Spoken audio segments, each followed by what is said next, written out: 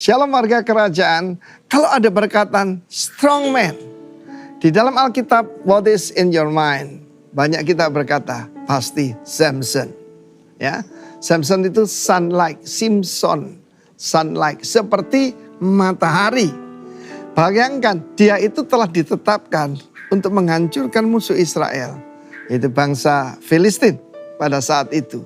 Dia berasal dari suku Dan artinya judge. Dan dia jadi hakim di Israel. Tapi saudaraku, apa badannya besar? Tidak. Kalau badannya itu seperti Adi Rai misalnya ya. Atau seperti Arnold Schwarzenegger. Orang tidak tanya dari mana kekuatannya. Dia biasa aja.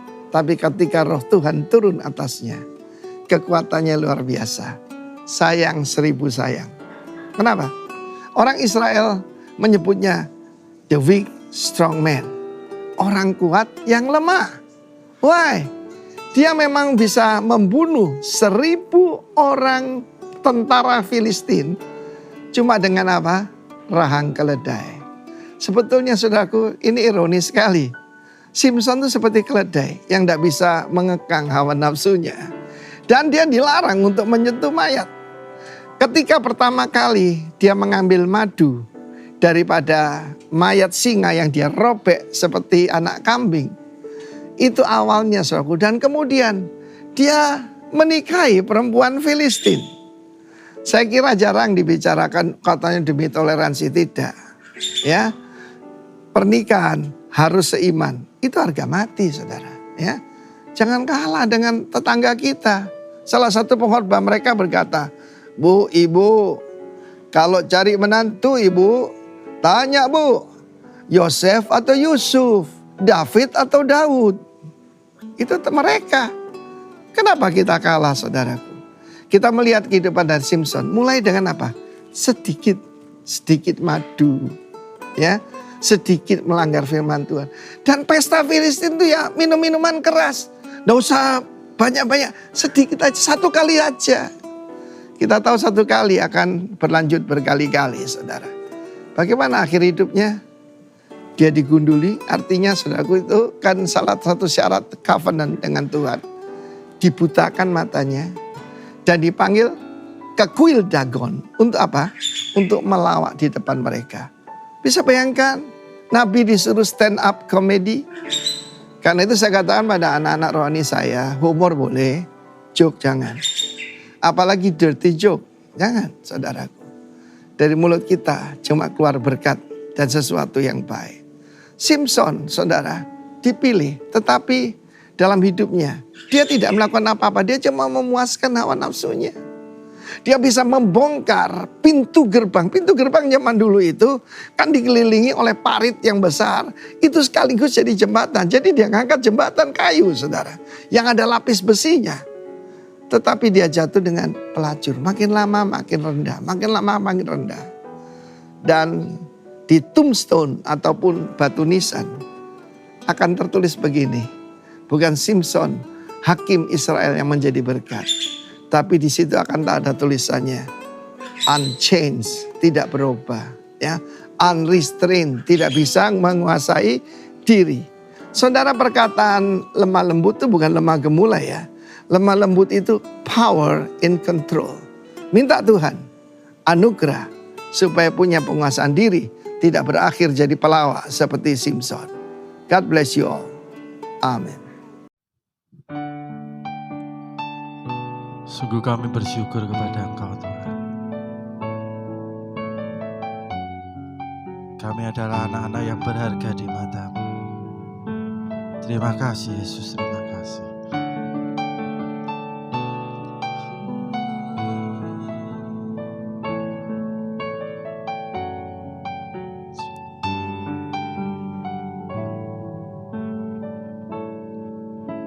Hidupmu berharga bagi Allah.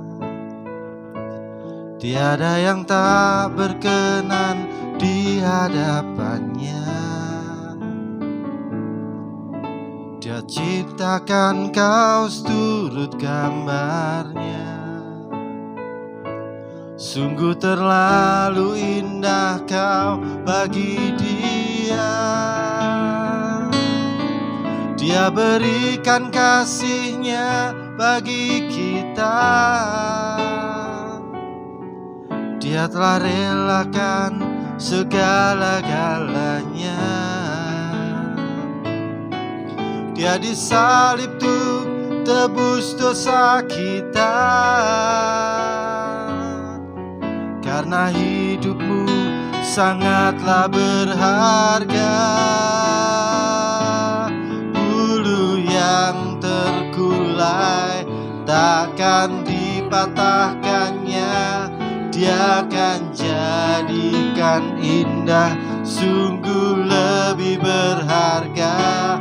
Sumbu yang telah pudar takkan dipadamkannya. Dia akan jadikan terang untuk kemuliaannya. Terima kasih Tuhan.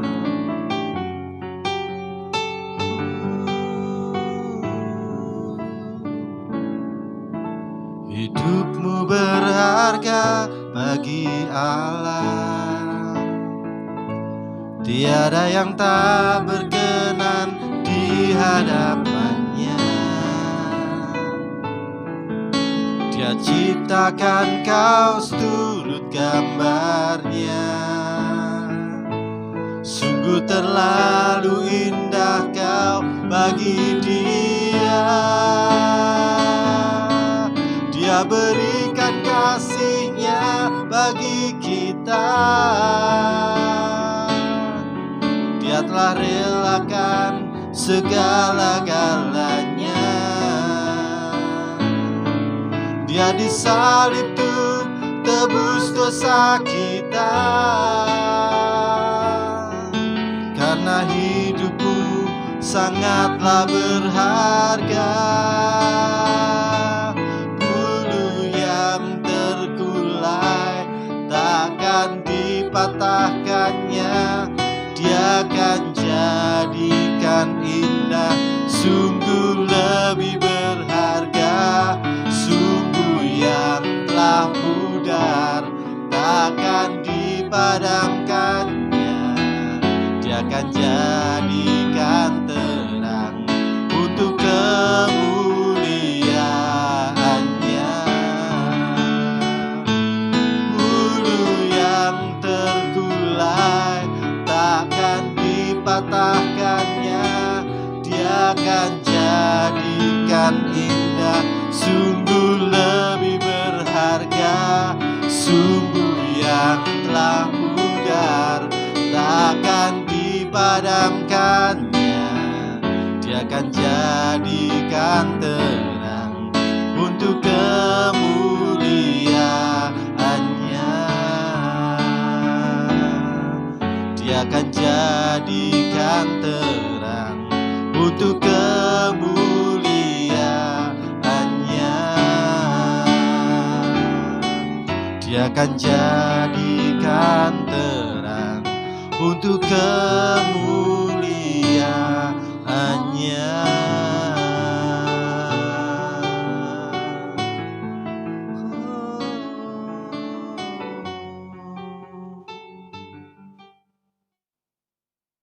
Shalom Bapak Ibu Jemaat GBI Roh Kudus yang dikasihi Tuhan.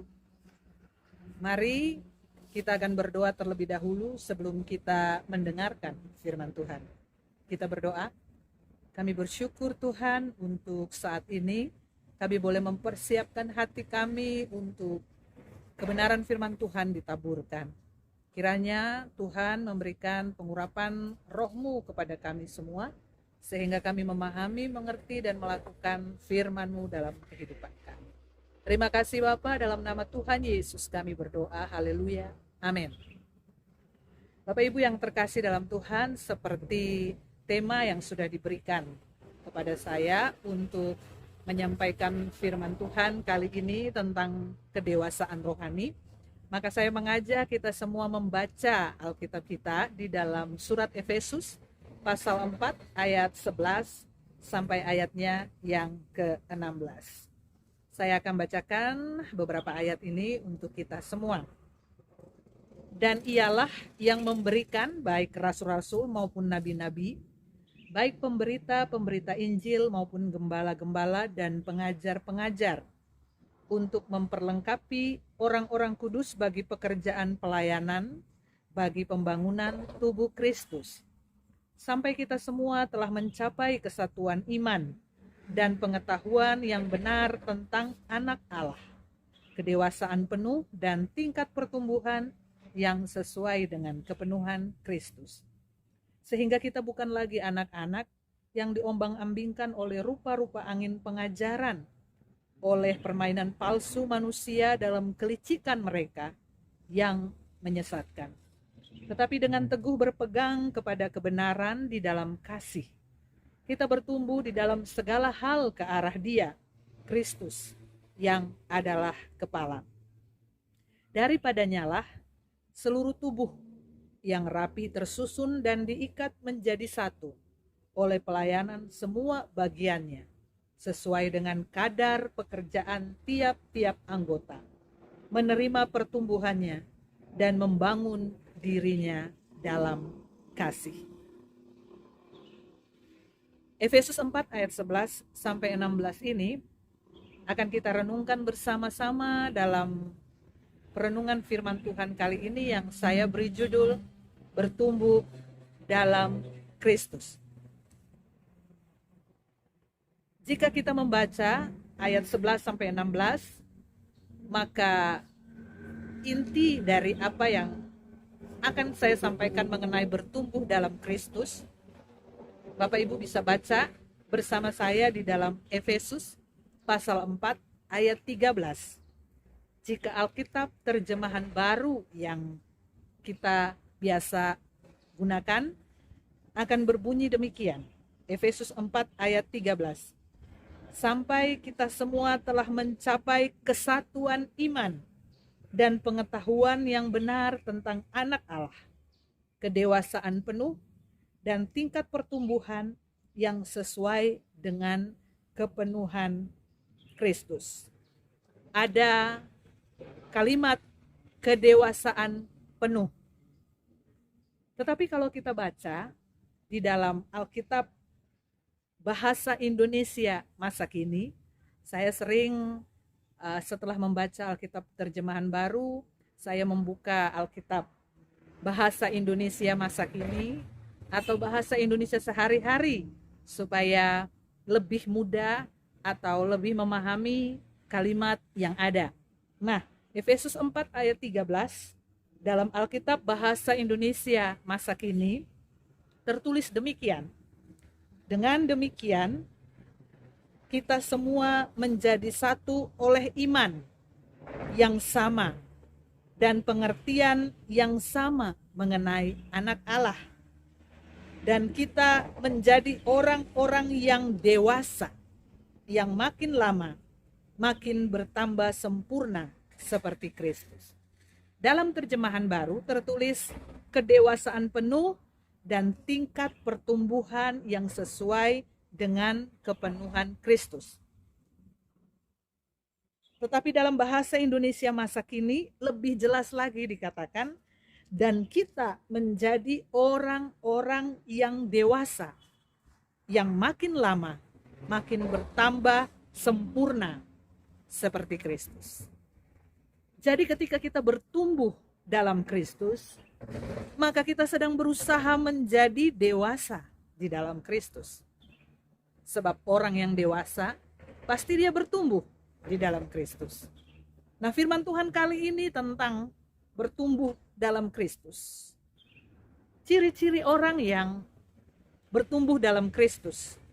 Kita bisa mengevaluasi diri kita bisa merenungkan apakah saya termasuk orang yang bertumbuh dalam Kristus atau dewasa di dalam Kristus atau dewasa rohaninya. Sebab orang yang bertumbuh dalam Kristus yang dikatakan dewasa rohani adalah orang yang memiliki ciri-ciri. Nah, ciri-cirinya antara lain yang pertama,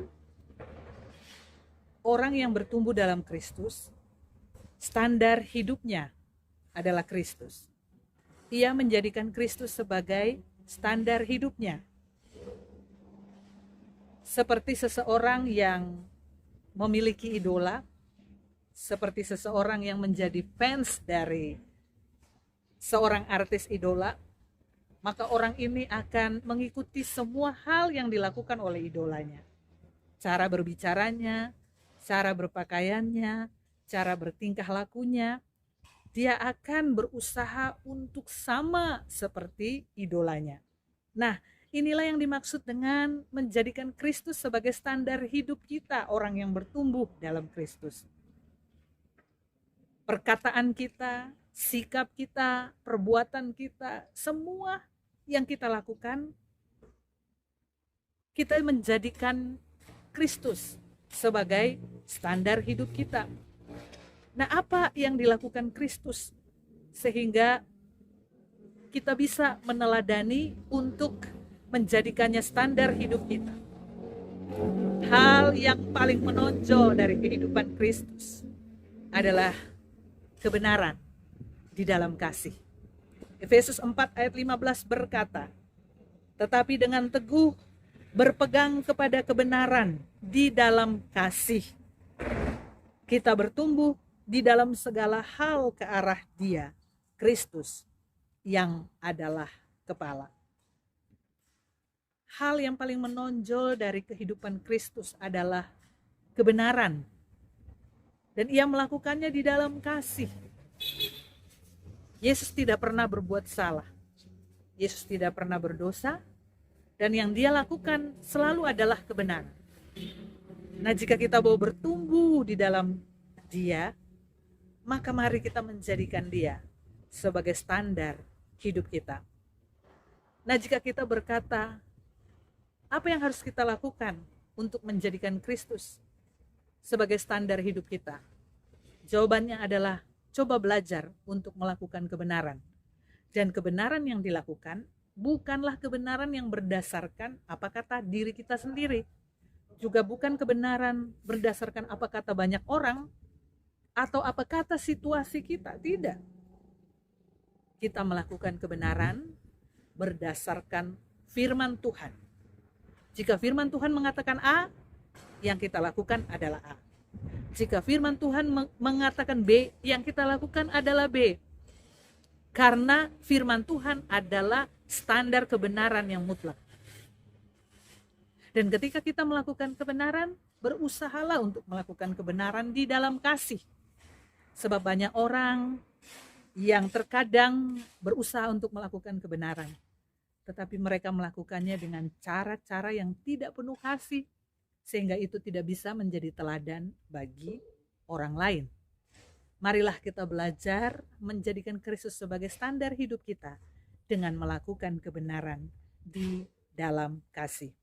Ada satu kalimat yang ingin saya bacakan untuk Bapak Ibu Saudara sekalian saat ini adalah, banyak yang salah jalan tapi merasa tenang karena banyak teman yang sama-sama salah. Tetapi beranilah untuk menjadi benar walau sendirian.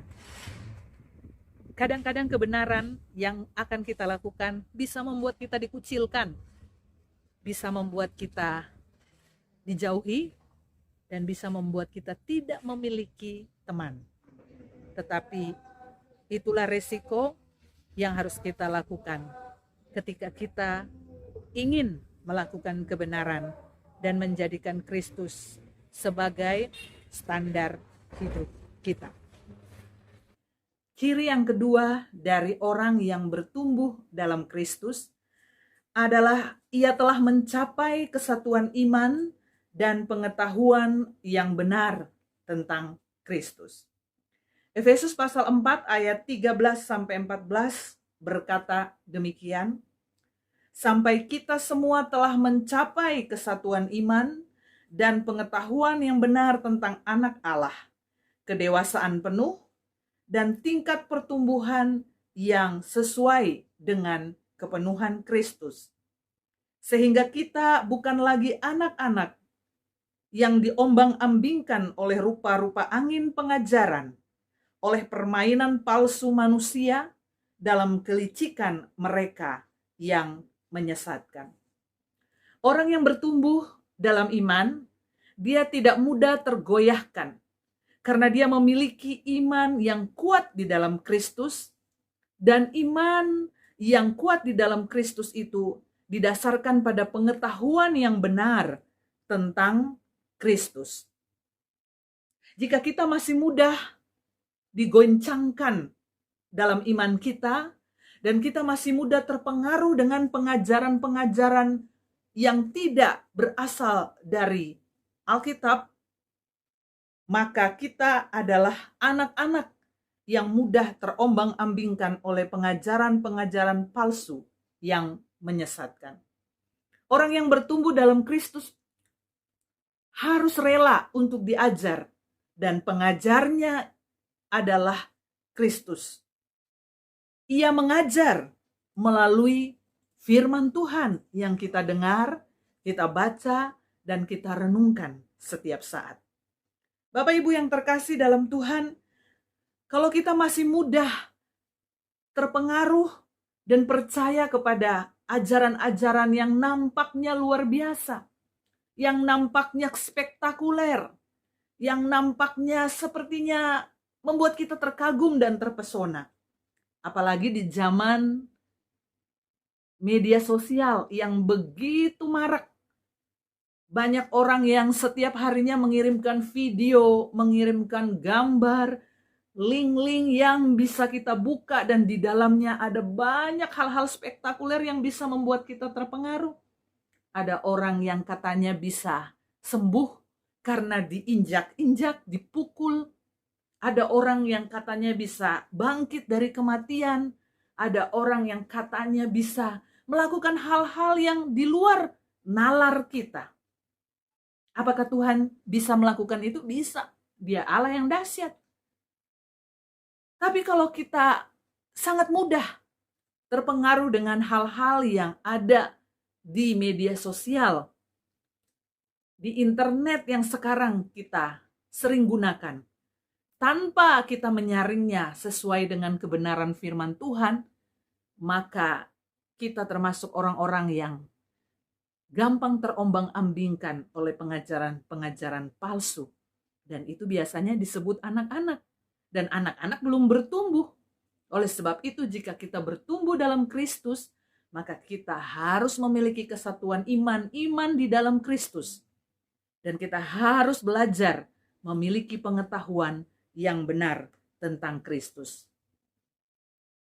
Rasul Paulus menulis dalam Filipi pasal 3 ayat 10, "Yang ku kehendaki ialah mengenal Dia dan kuasa kebangkitannya dan persekutuan dalam penderitaannya, di mana aku menjadi serupa dengan Dia dalam kematiannya."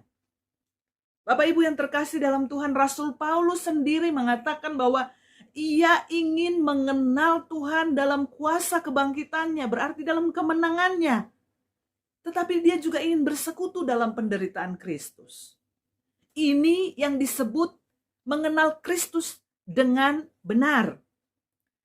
Mengenal Kristus dengan sungguh-sungguh. Kristus memang bisa memberkati kita, tapi terkadang ia mengizinkan kita ada di dalam persoalan. Memiliki pengetahuan yang benar tentang Kristus adalah ketika kita meyakini bahwa sekalipun kita ada dalam situasi diberkati dan berkemenangan, puji Tuhan. Tetapi ketika kita berada dalam persekutuan dengan penderitaannya pun, puji Tuhan. Tuhan kita tetap baik, Dia Allah yang tidak berubah, dulu, sekarang, dan sampai selama-lamanya. Nah, Bapak Ibu yang terkasih dalam Tuhan, hal ketiga yang menjadi ciri orang yang bertumbuh dalam Kristus adalah ia memberi diri untuk melayani Kristus. Efesus 4 ayat 11, ayat 12 dan ayat 16 berkata, "Dan ialah yang memberikan baik rasul-rasul maupun nabi-nabi baik pemberita-pemberita Injil maupun gembala-gembala dan pengajar-pengajar, untuk memperlengkapi orang-orang kudus bagi pekerjaan pelayanan, bagi pembangunan tubuh Kristus. Daripadanya lah seluruh tubuh yang rapi tersusun dan diikat menjadi satu oleh pelayanan semua bagiannya, sesuai dengan kadar pekerjaan tiap-tiap anggota, menerima pertumbuhannya dan membangun dirinya dalam kasih. Orang yang bertumbuh dalam Kristus, dia pasti akan terlibat dalam pelayanan. Coba ingat, sudah berapa lama Bapak Ibu menjadi jemaat? Jemaat di GBI Roh Kudus. Apakah sudah berpuluh tahun dan menjadi jemaat saja? Maka saatnya Bapak Ibu mulai terlibat di dalam pelayanan sebagai tanda, ciri Bapak Ibu bertumbuh dalam Kristus. Caranya memberi diri untuk melayani Tuhan adalah yang pertama, kita menyadari bahwa Tuhan memberikan kepada kita talenta. Sama seperti di dalam Matius 25 ayat 15, seorang tuan yang akan bepergian keluar kota, dia memberikan kepada hamba-hambanya. Hamba yang pertama diberikannya 5 talenta, hamba kedua 2 talenta, dan hamba yang ketiga 1 talenta. Nah, dia mempercayakan talenta itu supaya mereka memperbanyak, membuat talenta itu berlabah. Ada yang bertambah 5 talenta, 2 talenta bertambah, dan 1 talenta yang disimpan. Dan tentunya tidak bertambah. Kita pasti diberikan karunia atau talenta oleh Tuhan. Mari gunakan untuk melayani Tuhan. Kalau kita menyadari talenta yang Tuhan berikan kepada kita, maka kita mau mengembangkan talenta yang kita miliki. Setelah kita mengembangkan talenta yang kita miliki, pastinya tempatnya adalah di mana kita menjadi jemaat, kita bertumbuh di situ, kita dilayani dan kita melayani bersama-sama, maka disitulah kita menjadi orang-orang yang menundukkan diri pada aturan. Efesus 4 ayat 16 berkata, rapi, tersusun, dan diikat dalam kesatuan.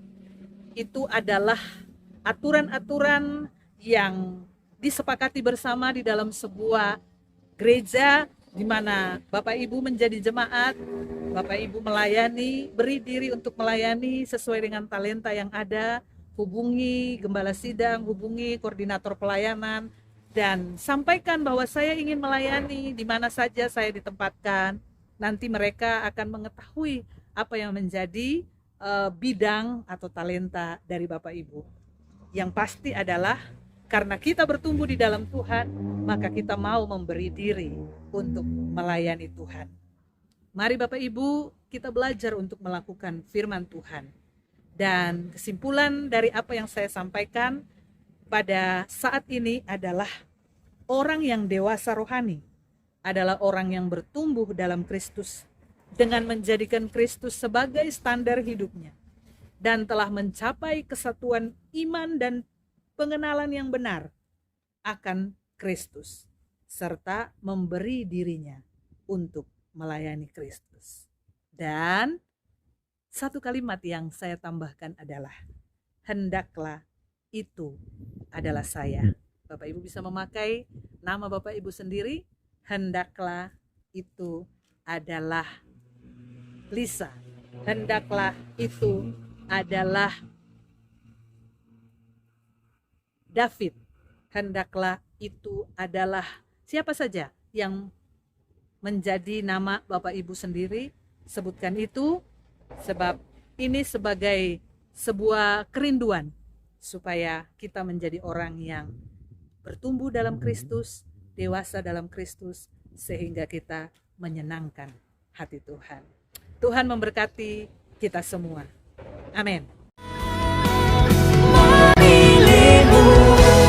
Bagian yang terbaik selamanya tak akan terganti. Harta yang